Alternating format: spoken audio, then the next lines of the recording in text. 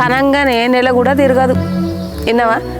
సినిమాలకు అంటారు, షికార్లకు అంటారు, గింత బుడ్డ పిల్లని పట్టుకొని ఏడికి పడితే అడిగి తిప్పుతారు. ఎన్ని జాగాలలో మనం బుడ్డ పిల్లల్ని వేసుకొని వస్తే ఎన్ని రోజుల పిల్ల అమ్మ అంటే నెల అంటారు. నిన్ననే నెల వెళ్ళింది అంటారు. 3 నెలల దాకా అసలు పిల్లని తీసుకొని ఏడికి పడితే గాడికి అద్దమ్మ రాత్రి పట్టపగలు గప్పట్ల తిరుగుదురా అని ఇప్పుడు గట్ల తిరగ నేర్చిర్రు మరి. అవునత్తమ్మ, నిజమే. మన ఇంటి ఎదురుగున్న అమ్మాయి కూడా వాళ్ళ కోడలు నిన్ననే సినిమాకి వెళ్ళింది, నెల రోజుల పిల్లని ఎత్తుకొని. పోతారే, ఇప్పుడు అంతా బాగానే ఉంటుంది.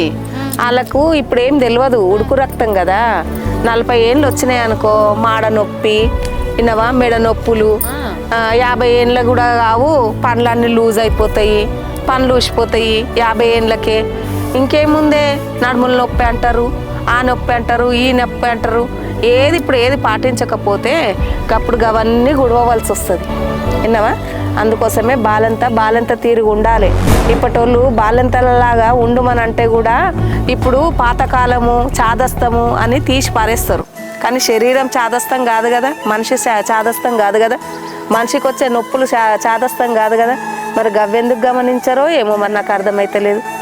అందుకే ఉన్నింటి బాలెంత 6 నెలలు, లేనింటి బాలెంత 3 నెలలు అని వెనకట పెద్ద మనుషులు ఊకనే అనలేరు.